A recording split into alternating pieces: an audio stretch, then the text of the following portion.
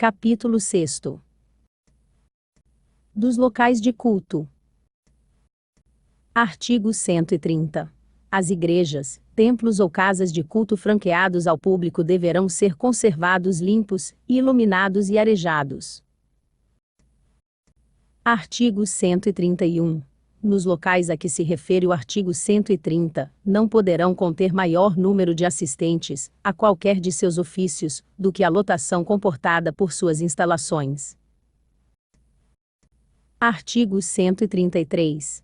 As igrejas, templos e casas de culto não poderão perturbar os vizinhos com barulhos excessivos, que de alguma forma dificultem o desenvolvimento de suas atividades normais, inclusive no período diurno. Artigo 134.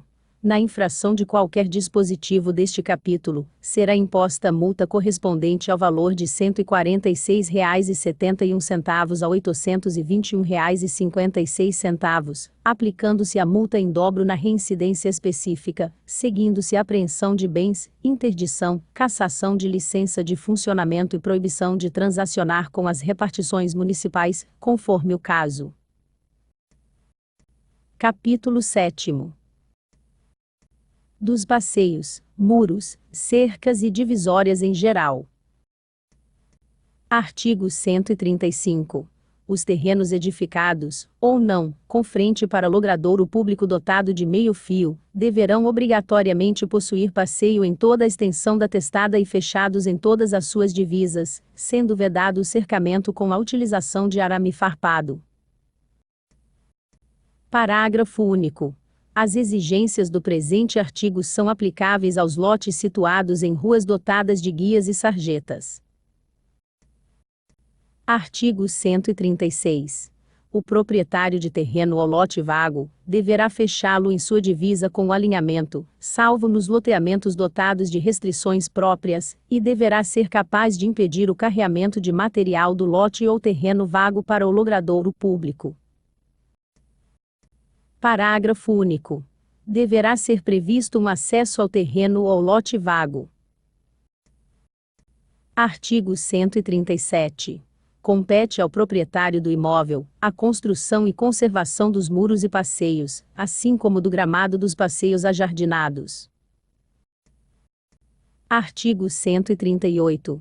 Ao serem notificados pela Secretaria Municipal de Serviços Urbanos a executar o fechamento de terrenos e outras obras necessárias, os proprietários que não atenderem à notificação no prazo determinado, ficarão sujeitos, além da multa correspondente, ao pagamento da taxa respectiva pelos serviços realizados. Artigo 139.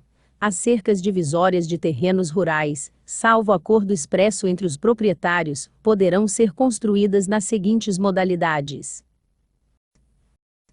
Inciso 1º. Cerca viva, de espécies de vegetais adequadas e resistentes. Inciso 2º. Cerca de arame farpado, com 0,3 fios no mínimo, tendo altura mínima de 1,40 metros, 1,40 m. Inciso 3º. Tela de fios metálicos resistentes com altura mínima de 1,40 metros, 1,40 m. Artigo 140.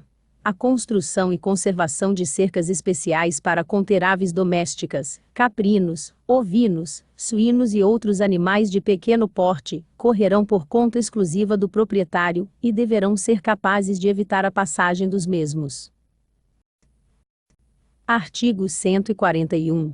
Na infração dos artigos deste capítulo, será imposta uma multa, correspondente ao valor de R$ 117,40 a R$ 821,56, impondo-se a interdição, cassação da licença e proibição de transacionar com as repartições municipais, conforme o caso.